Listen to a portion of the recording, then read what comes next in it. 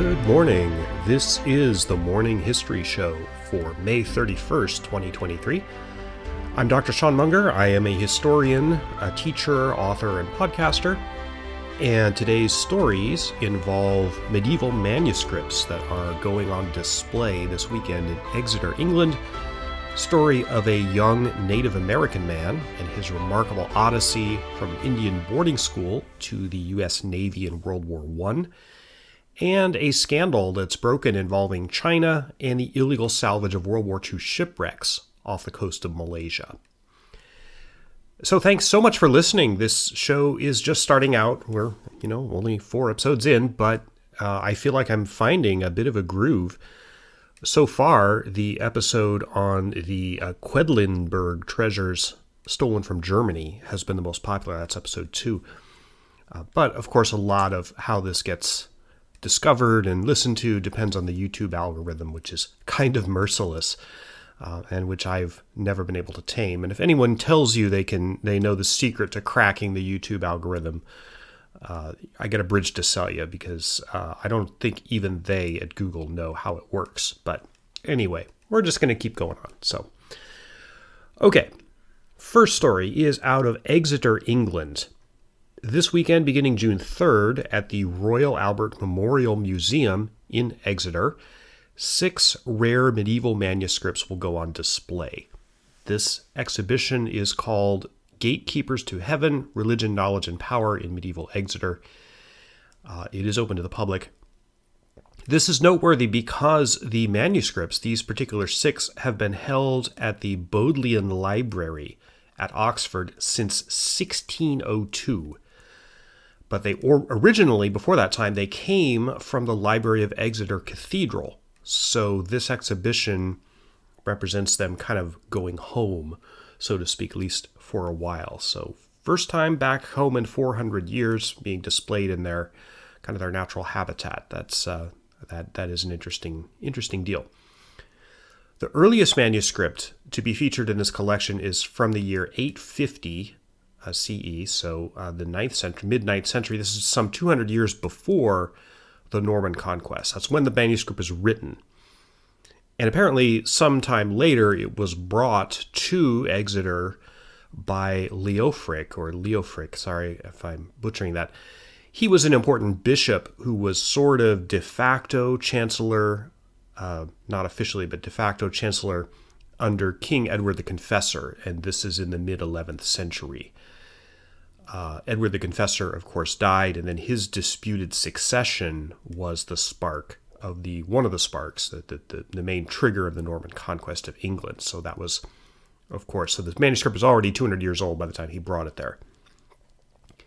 Another of the Exeter manuscripts dates from also from the 11th century, so this same period, and this is Jerome's commentary on Isaiah. A lot of medieval manuscripts were religious commentaries, but this particular one is said to contain a description of one of the scribes who wrote it down, a man called Hugo Pictor. And it's very rare to have any information when scribes write down anything about themselves. It's super rare to find any info on them, actually in the manuscripts themselves.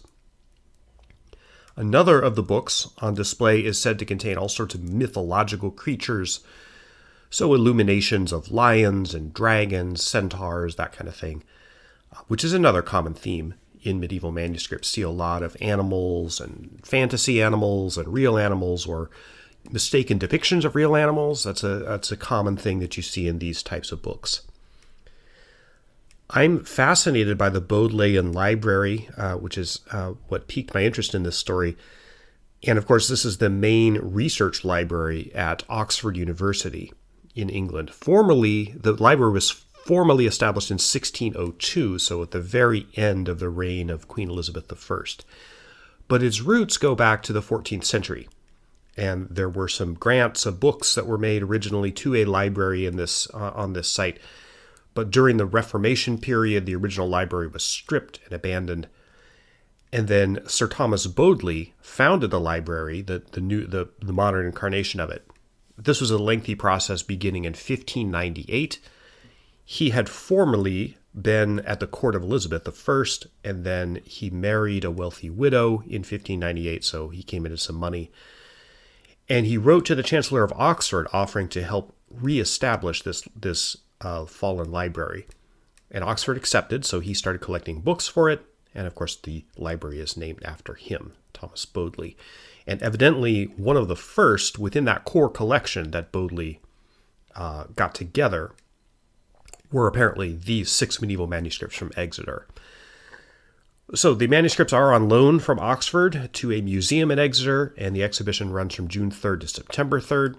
I'm not planning to be in Exeter, England anytime soon, but it does sound interesting. And as always with these stories, I put the links in the description, so if you want to read about it yourself. There's something from the official site, the Ram Museum's official site, and then also a news report on it.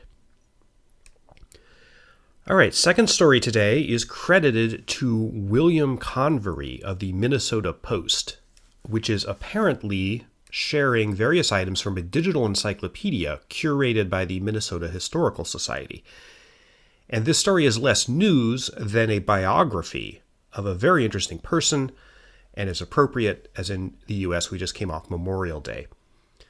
So the person profiled is named William Little Wolf, and he was of Cree and Ojibwe ancestry. He was born on the White Earth Reservation in Minnesota in 1899.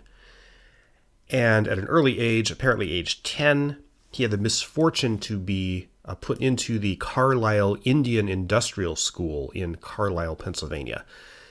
This institution is infamous. This is basically the OG Indian boarding school in the United States, founded by the U.S. government in 1879.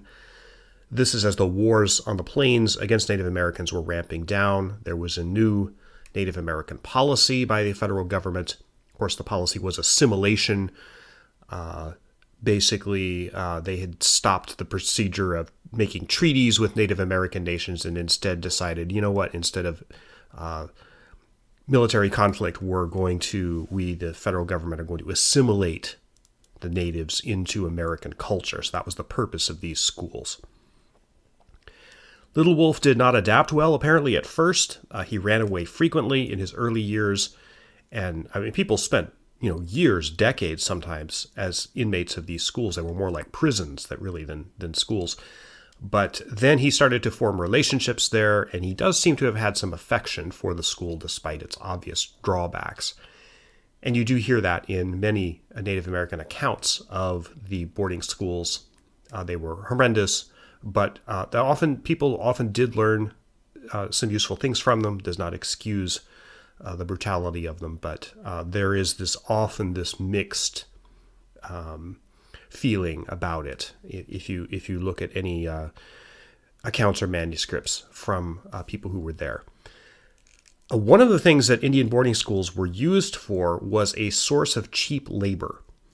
And Indian boarding schools would typically loan out native students, both men and women, to local businesses as sort of an educational mission. At least that's how it was dressed up, but it was really just cheap labor.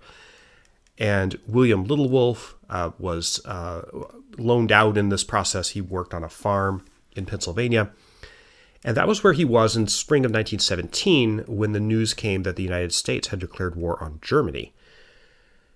So William Little Wolf wrote a letter to the superintendent of Carlisle Indian Industrial School explaining his decision to run away. And for a time he was classified as a deserter. That was later rescinded, but he did leave the school, and he wanted to join the Navy, which he had heard would be the first to take action against Germany. So he enlisted, age 17, as William Leon Wolfe, and went to, Wolfe with an E, and went to Norfolk Training Station in Virginia. So he served aboard the USS Texas and the USS Utah. The Texas was a New York-class battleship, and in fact, he was correctly informed. It was, in fact, the first U.S. Navy ship to fire on Germans in World War I. Little Wolf was a baker aboard the Texas, and then he was transferred to the Utah, and he was part of the fire control team aboard the Utah. And also, he was apparently a boxing champion during his time in the Navy.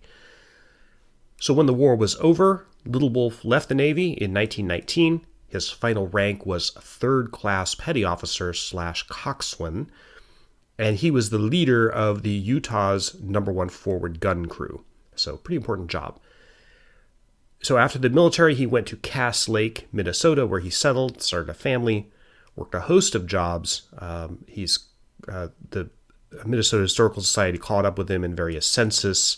After World War I, he was a truck driver for a time and then a beadwork artist, and he died in 1953. So interesting life story.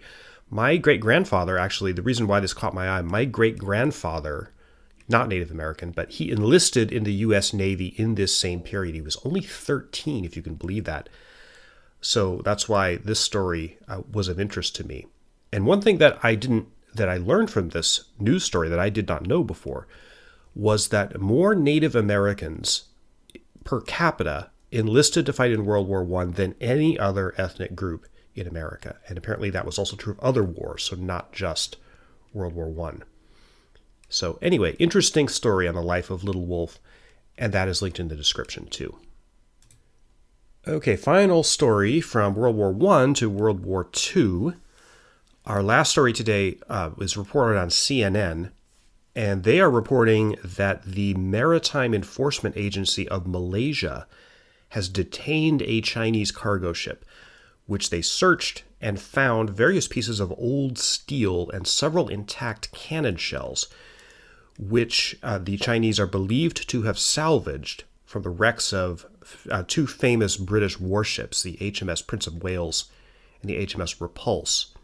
And these wrecks are apparently located in Malaysia's territorial waters.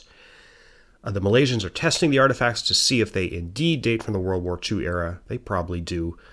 There's some pictures of one of the shells in the story, and it looks like it's from that era. So, obvious question, why are the Chinese mucking around under the ocean trying to loot World War II ships? Well, two reasons, apparently. First, antique steel is economically valuable.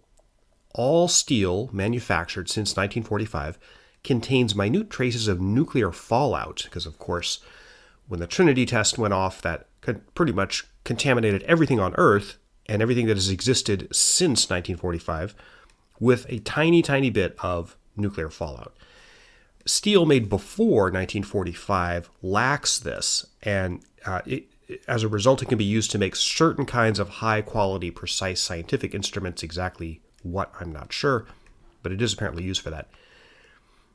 So second reason, the artifacts themselves may have some economic value on the antiquities market, so there's a greed motive here too. This kind of thing has happened before. In 2016, the wrecks of several Dutch and British ships sunk in the Battle of the Java Sea in February 1942 were found to be missing, like completely missing. I don't know how that could happen, like an entire shipwreck could just be missing. And the seafloor was all scuffed up, indicating that salvage operations had gone on these sites recently. And at this time, again, this is 2016, the British and Dutch governments protested. The British have also protested this incident today. The sinking of the Prince of Wales and the Repulse was a famous event in the early days of the Pacific War. They were sunk by Japanese planes on December 10th, 1941, during the same cross-Pacific offensive that the Japanese attack on Pearl Harbor was a part of. So it was not just Pearl Harbor, this was a major offensive to knock out Allied naval power so that the Japanese could scoop up the Dutch East Indies, specifically for their oil. And 842 people were killed in the sinkings of these ships. So Prince of Wales and Repulse are classified as war graves under British law, hence the outrage that China is pillaging them. Apparently, it is not up to the UK to police these wrecks, but rather the countries in whose territorial waters they are, which is why Malaysia is involved, and their authorities are involved in this story. So as I said, the CNN story includes a photo of one of the rusty shells that was brought up from this wreck. Pretty interesting stuff. I did not know this kind of thing was going on, but you learn something every day. So that's one of the reasons I do this show. So yeah, link to that is in the description. I do recommend checking it out. And that is what I have for today. So thank you very much for listening. And if you're interested in supporting my work, you can sign up for my blog, The Garden of Memory. That's gardenofmemory.net. There's a subscription. It's a newsletter. It's a blog, but also a newsletter, and there's a paid tier. So do subscribe to that if you're interested in supporting my work.